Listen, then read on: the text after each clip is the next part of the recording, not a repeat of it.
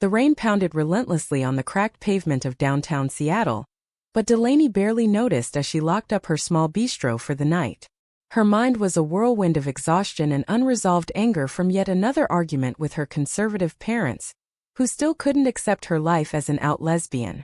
Then she saw her, a huddled figure in the alley, no more than 18, soaked and shivering, clutching a tattered backpack like it was her last lifeline. Delaney's heart clenched. She knew that look of desperation all too well from her own turbulent youth, when she'd been kicked out for coming out. Without a second thought, she approached the girl, her voice cutting through the storm. "Hey, you can't stay out here like this. Come inside. I've got some leftover soup that'll warm you up." The girl, Margaret, lifted her head, eyes wide with suspicion and fear.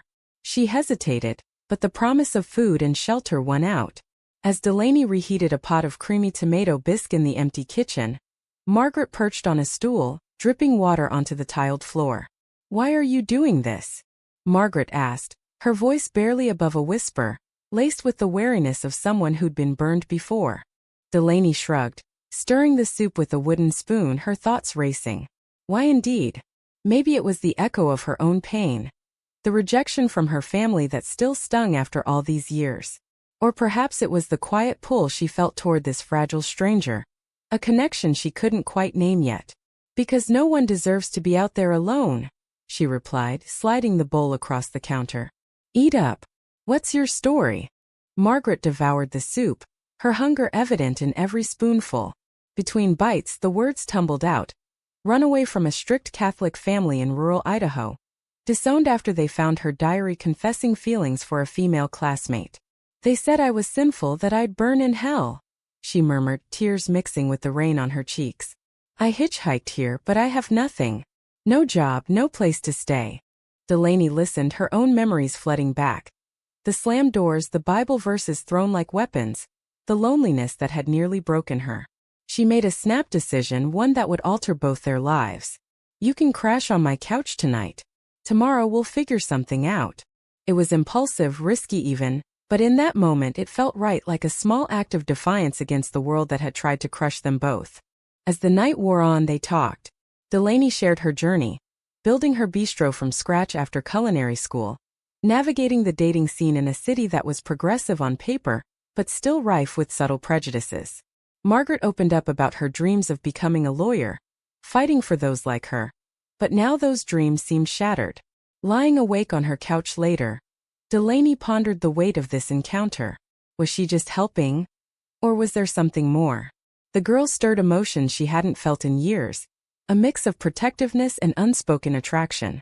Morning came with awkward politeness. Delaney offered Margaret a job as a dishwasher, low pay but steady, with the promise of training her up. Margaret accepted gratefully, her eyes shining with hope for the first time. Days turned into weeks, and the bistro became their shared sanctuary. Delaney taught her knife skills, how to plate dishes with flair, all while stealing glances that lingered a bit too long. But doubts crept in. Delaney's inner voice whispered warnings. She's young, vulnerable. What if this is just gratitude mistaken for something deeper? And what about her own heart, still scarred from past relationships where partners buckled under family pressure? Yet, as Margaret's confidence grew, so did their bond. Late-night cleanups turned into deep conversations about identity, love, and the cruelty of societal expectations. One evening after a busy shift, Margaret confessed over shared coffee. "I think I'm falling for you, Delaney. Is that crazy?" Delaney's pulse raced. She'd felt it too, but fear held her back. "It's not crazy, but it's complicated. Your life's just starting over. Don't rush into something that could hurt you more." Their first kiss happened weeks later, tentative and sweet, in the dim light of the kitchen after hours. It was a spark that ignited a fire, but Delaney couldn't shake the guilt. Was she taking advantage? Margaret insisted no, that this was real, but the age gap and power dynamic gnawed at her conscience. Society would label it predatory. Her family would disown her twice over if they knew. As months passed, their relationship deepened in secret. Delaney introduced Margaret to her circle of queer friends, a support network that helped Margaret heal. But shadows loomed. Margaret's family reached out once, a terse letter demanding she repent and return home. She tore it up, but the words haunted her. You're choosing sin over salvation. Delaney wrestled with her own demons. Her parents' voices echoed in her mind during visits, their disapproval a constant undercurrent. When will you find a nice man and settle down? They'd ask, ignoring her truth. Helping Margaret felt like redemption, but loving her? That was a risk that could shatter everything. By the end of the first year, Margaret had saved enough to enroll in community college pre-law track. Their love was a quiet rebellion, but cracks appeared. Margaret's internalized shame surfaced in arguments. What if they're right? What if this is wrong? Delaney reassured her, but inside, she questioned if she was pushing Margaret into a life that society would never fully accept. The pressure built, unseen but relentless, setting the stage for choices that would test their souls. Margaret's progress was remarkable. She aced her classes, her sharp mind devouring legal texts with the hunger of someone who'd known injustice firsthand. Delaney beamed with pride, but envy flickered in quiet moments. Margaret was blooming into a force, while Delaney felt stuck in her routine, her bistro a safe haven that now felt confining. You're going places I never dreamed, Delaney admitted one night. As they lay entwined on the couch, the city lights filtering through the blinds. But love brought complications. Margaret's lingering ties to her faith clashed with their reality. She'd sneak to church sometimes, seeking solace in familiar rituals, only to return conflicted. I miss the sense of belonging, she'd whisper, and Delaney would hold her, masking her own resentment toward a religion that deemed their love aberrant. Family pressures escalated. Delaney's sister, the only semi-supportive relative, warned her during a tense phone call. Mom and Dad are talking about cutting you off completely if you don't straighten out. And with this girl? She's barely legal. People will talk. Delaney hung up, fuming, but the words burrowed deep. Was she selfish for pursuing this? Margaret faced her own battles. A scholarship offer came from a prestigious university in California, but it meant leaving Seattle and Delaney. I can't go without you, Margaret said, tears streaming. Delaney encouraged her. This is your future. We'll make it work long distance. But inwardly, she dreaded the separation, fearing Margaret might outgrow her. Find someone younger, less burdened. The move happened amid tears and promises. Video calls sustained them at first, but distance amplified insecurities. Margaret thrived in her new environment, joining LGBTQ+ advocacy groups, but she also reconnected with old friends from Idaho, some still steeped in conservative views.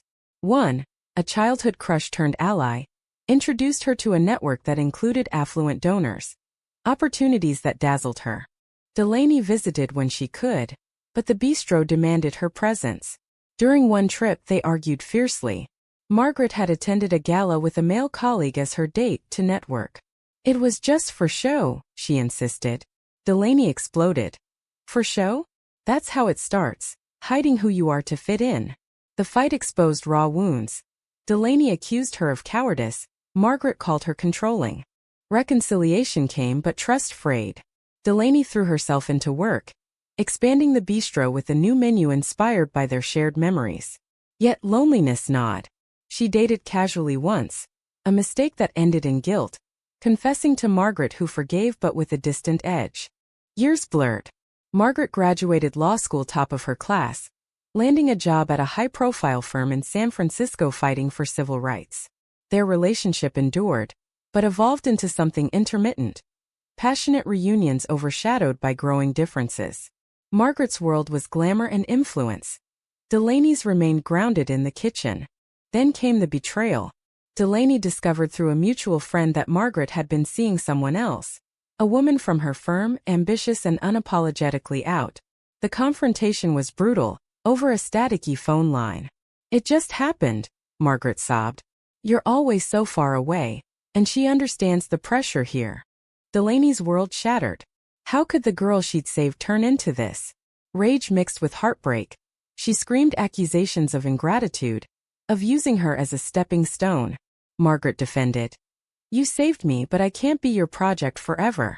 I need someone who challenges me. The breakup was messy, filled with recriminations. Delaney spiraled, questioning every decision. Had she been a mentor or a manipulator? Society's lens twisted it. Older lesbian preying on vulnerable youth. Her parents, learning fragments, gloated. See? That's what happens when you live that way. Margaret threw herself into work, but guilt festered. She won cases for marginalized clients, yet her personal life felt hollow. The other woman left after a year, citing Margaret's unresolved issues. Alone in her sleek apartment, Margaret reflected on the cost. Freedom gained but at the expense of true love? Reconnection attempts failed. Delaney blocked her, focusing on healing through therapy, confronting her codependency. She dated again, cautiously, finding solace in a support group for queer women over 30. But fate intervened. A decade after their first meeting, an invitation arrived at the bistro, Margaret's wedding. To a man, a wealthy tech executive, the event promised luxury in Napa Valley. Delaney stared at the embossed card, shock turning to fury. Was this the ultimate rejection? She debated attending, her mind a storm of what-ifs. Attending meant facing the past. Staying away meant unfinished business. In the end, curiosity and lingering love won. As she packed, Delaney pondered the irony. The homeless girl she'd fed was now the bride in a fairy tale, but whose script? The drive to Napa was a blur of memories, each mile amplifying her inner turmoil. What price had Margaret paid for this normalcy? The vineyard estate glittered under the California sun. A sprawling venue of manicured lawns and opulent tents, buzzing with guests in designer attire. Delaney arrived fashionably late, her simple black dress a stark contrast to the extravagance, her heart pounding with a mix of dread and defiance. Spotting Margaret from afar, radiant in a white gown, arm linked with her groom, a polished man named Ethan, Delaney felt a stab of betrayal sharper than any knife in her kitchen.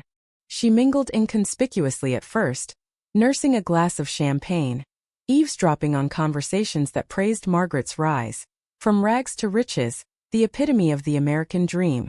But Delaney knew the hidden chapters, the nights of passion, the whispered vows now discarded. Why invite her? To gloat? Or to seek absolution? The ceremony was picturesque, vows exchanged with practiced smiles. As Margaret said, "I do," Delaney's mind screamed objections. This wasn't love, it was capitulation. Ethan, heir to a conservative fortune, represented security, acceptance. Everything Margaret's family had preached. In her seat, Delaney wrestled with rage. Had their years together meant nothing? At the reception, Margaret sought her out, pulling her to a quiet corner amid the clinking glasses and laughter. "You came," Margaret said, eyes glistening. "I wasn't sure you would." Delaney's voice was steel. "Why am I here, Maggie? To watch you throw it all away." The old nickname slipped out, laden with pain. Margaret glanced around, ensuring privacy. "It's not that simple. Ethan. He's good to me. Stable.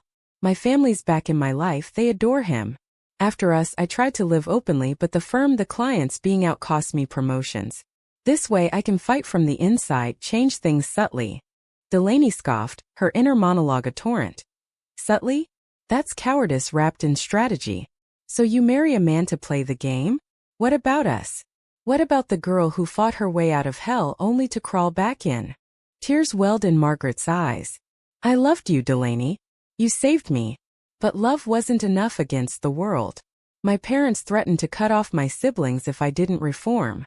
Ethan's family has connections. I can do more good married to him than alone." The confession ignited a firestorm. Delaney accused her of selling out, of internalizing the hate that had once driven her to the streets. "You're betraying yourself and everyone like us. Is this the lawyer who wanted to fight for rights? Or just another hypocrite in a pretty dress?" Margaret fired back. "And you? Clinging to your bistro, afraid to aim higher. You mentored me but held me back with your insecurities. Maybe I needed to leave to become who I am." The argument escalated, voices rising until Ethan approached, concern etched on his face. "Everything okay, darling?" Margaret composed herself, introducing Delaney as an old friend who helped me when I was down. As the night wore on, Delaney observed the facade. Margaret laughing with in-laws who once disowned her, toasting a future built on lies. In the bathroom mirror, Delaney confronted her reflection. Was she jealous or righteous? Attending had reopened wounds, but also forced clarity. Flashbacks haunted her. Their first anniversary, cooking together in Delaney's apartment, dreaming of a life unbound by norms. Now that dream was ashes. Delaney considered crashing the toast, exposing the truth, but what good would it do? Ruin Margaret's carefully constructed life? Instead, she slipped away early, leaving a note. Congratulations on your choice. But remember the cost. Driving back, tears blurred the road. Had she failed Margaret by letting her go? Or was this inevitable society's grip too strong? Months later, news broke. Margaret's firm won a landmark case for LGBTQ+ rights, her name in headlines. But whispers followed, rumors of her past indiscretions. Delaney wondered if the invitation was a cry for help, or a final goodbye. Their paths crossed again at a conference in Seattle. Margaret, now a partner, approached Delaney in the lobby. I read about your bistro's expansion. Proud of you. Delaney nodded curtly. And your marriage? Happy. Margaret hesitated. It's functional. But I missed the fire, the truth. Confession spilled. The wedding was rushed after a pregnancy scare. False, but it sealed the deal. Ethan's family demanded it for inheritance. Delaney's empathy clashed with anger. You chose this. The damage is done. Margaret pleaded. Help me find a way out. I can't do it alone. The request stunned Delaney. After the betrayal, the years of silence? Yet, seeing Margaret's desperation mirrored her own past self. Why me? After everything. Because you know me, the real me. And I regret hurting you. Delaney agreed to talk, but boundaries firm. Over coffee, layers peeled. Margaret's marriage was loveless, a shield against discrimination. But cracks showed. Ethan's suspicions, family scrutiny. As they reconnected platonically, old feelings stirred, complicated by ethics. Delaney questioned. Was this redemption, or repeating mistakes? The rekindled connection was tentative, meetings disguised as professional consultations, Margaret seeking advice on a pro bono case for homeless queer youth. But conversations veered personal, unearthing buried emotions. Delaney guarded her heart, reminding herself of the pain. This can't be more than friendship. You're married. Margaret nodded, but her eyes betrayed longing. I know. But being near you reminds me of who I was free. Internally, Delaney battled. Helping her again? After the wedding slap? Yet, refusing felt petty.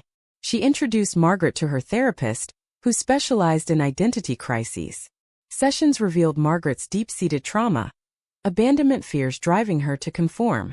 As weeks passed, Margaret's facade crumbled. She confided in Delaney about arguments with Ethan. He wants kids, a traditional life. But I can't pretend forever. Delaney listened, her own resolve tested. The attraction lingered, a dangerous undercurrent. Society's pressures amplified. Margaret's in-laws hosted dinners where homophobic jokes flew, tolerated for alliances. I smile through it, she admitted. But it kills me inside. Delaney shared her growth. I've built a life without apologies. You can too. But doubt crept. Was she enabling denial? Crisis hit when Ethan's family discovered old photos, Margaret and Delaney at a pride event, arms around each other. Confrontation ensued. Is this why you're distant? Ethan demanded. Margaret denied romance, claiming friendship, but seeds of doubt sprouted. Panicked, she turned to Delaney. They might cut us off. Ethan's job depends on them. Delaney urged honesty. Tell the truth. Or live a lie forever. Margaret wavered, the moral quandary tearing her. Coming out meant losing everything: career boost, family reconciliation, financial security. Staying meant soul death. In a heated moment, Margaret kissed Delaney, a desperate grasp at authenticity. Delaney pulled away. No, not like this. You're not free. The rejection stung both. Margaret stormed out, accusing Delaney of judgment. Alone, Delaney questioned her stance. Was pushing for truth selfless or vengeful? Repercussions followed. Margaret filed for divorce, citing irreconcilable differences, but the process was ugly. Ethan's family smeared her as unstable, leaking rumors to tabloids. Her firm sidelined her, promotions stalled amid whispers. Delaney supported from afar, sending encouraging texts, but guilt weighed. Had her influence precipitated this? Margaret moved back to Seattle temporarily, crashing with a friend. They met often, boundaries blurring. I did it for me, Margaret insisted. Not for us. Yet intimacy crept in, shared meals echoing their beginnings. Delaney confessed. I never stopped loving you. But trust is broken. Rebuilding was arduous. Arguments revisited past hurts. Margaret's infidelity, Delaney's possessiveness. Therapy helped unpacking layers, societal conditioning, family manipulation. Margaret's family disowned her again. A devastating blow. They said I'm damned, she wept. Delaney held her, whispering affirmations, but inwardly feared relapse.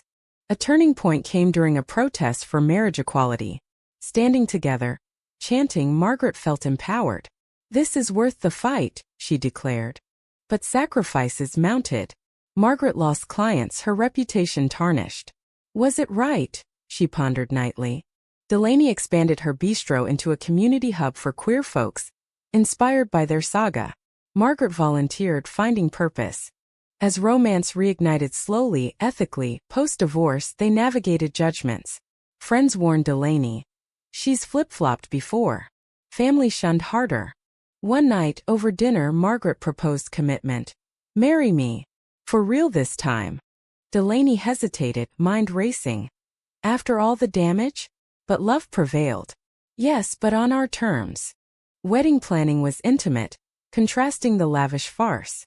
Yet doubts lingered. Society's acceptance fleeting, families absent. On the eve, Margaret confessed a final secret. During marriage, she donated anonymously to Delaney's bistro expansion, atonement for betrayal. Delaney forgave, but scars remained. Their union symbolized triumph, but at what cost? The small ceremony unfolded in Delaney's bistro, surrounded by chosen family, queer friends who'd witnessed their tumultuous journey. Vows were raw, acknowledging pains endured. I choose you, flaws and all, against the world's odds. As they kissed, applause erupted, but Delaney's mind whispered caveats. Happiness hard-won, fragile. Post-honeymoon, reality intruded. Margaret rebuilt her career, starting a nonprofit for LGBTQ+ legal aid, channeling losses into advocacy. Delaney's bistro thrived, a beacon for the marginalized. But shadows persisted. Margaret's ex-family sent hateful letters. Ethan sued for assets, dragging her name through mud. Worth it? Margaret asked in dark moments. Delaney reassured, but her own family rift deepened. Parents' silence a perpetual wound. They'll never understand, she thought, fueling her resolve. Conflicts arose anew. Margaret's high-profile work exposed them to threats, online harassment, doxing. Delaney worried. Is this the life we want? Constant battle. Margaret countered. It's the life we deserve, to live authentically. A major case tested them. Margaret defended a teen like her younger self, disowned for being trans. Winning brought acclaim but backlash, protests outside their home. In the fray, Delaney confronted her. You're risking us for this. Margaret stood firm. If not us, who? The argument echoed past divides, but growth showed they compromised, hiring security, balancing activism with safety. Years later, their story inspired others. A book deal came, Margaret chronicling her path from homelessness to empowerment, crediting Delaney. Yet, introspection revealed costs. Lost relationships, emotional tolls, moral ambiguities. Had Margaret's marriage been a necessary detour, or needless suffering? Delaney pondered if her initial help enabled dependency, or sparked independence. At a quiet anniversary dinner, they reflected. No regrets, Margaret said. Delaney nodded, but inside, some choices haunt. Their love endured, a testament to resilience amid societal storms. But the journey underscored harsh truths. Freedom demands sacrifice, authenticity invites pain. In the end, as they walked hand in hand through Seattle's streets, once Margaret's refuge from despair, one question lingered, sparking endless debate. Was betraying one's truth for survival ever justifiable, or does it always lead to greater loss?